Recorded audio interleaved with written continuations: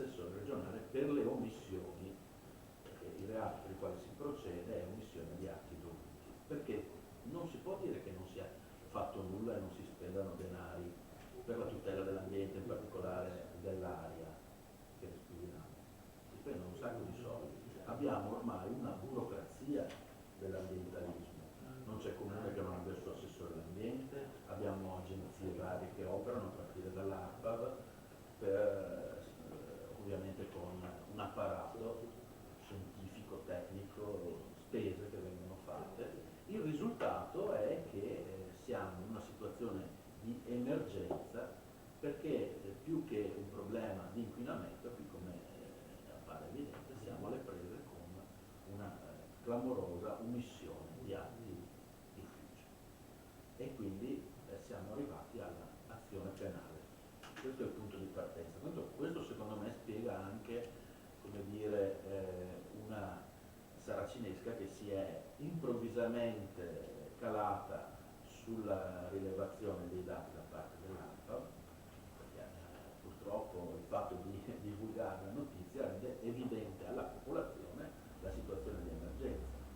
Non è l'unico caso in Italia in cui l'informazione, per quanto riguarda notizie di interesse pubblico, perché se si tratta di stupidaggini siamo bombardati di notizie, ma per quanto riguarda le informazioni che interessano la salute per esempio del cittadino, come vedete qui cala una saracinesca e sicuramente si invocheranno ragioni di riservatezza, di privacy, eccetera.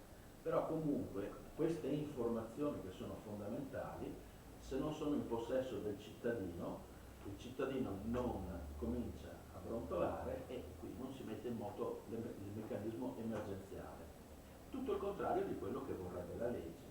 La legge sulla tutela dell'aria si è nel tempo evoluta al punto di stabilire con precisione quali sono i parametri e vincolare l'attività delle amministrazioni. Per questo si parla di omissione di atti d'ufficio, cioè non si tratta più di attività, come dire, discrezionali, di responsabilità date all'amministratore di cui ci si fida che farà, ma di obblighi di legge, di attività vincolate, per cui l'omissione va fatto.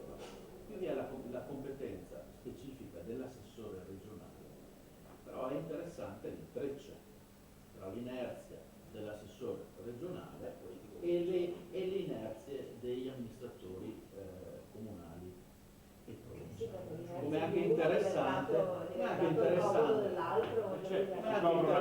ecco, su questo bisognerebbe, io non ho gli strumenti, ma bisognerebbe capire anche perché la Procura della Repubblica ha individuato nell'inerzia dell'assessore regionale un elemento particolarmente sensibile di tutta la vicenda, perché ritengo che questa inerzia dell'assessore regionale, anche nel comunicare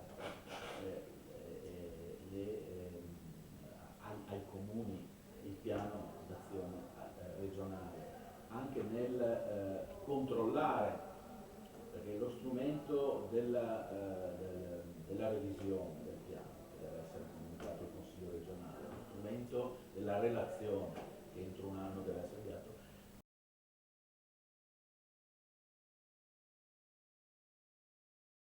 Tuttavia, se siamo ancora nell'ambito delle amministrazioni comunali, vediamo che lì le scuse, tra virgolette, che possono essere accampate dagli amministratori comunali, compresa quella di non aver saputo, di non essere stati attivati dall'assessore regionale, che dicendo, sono quelle classiche: mancano fondi,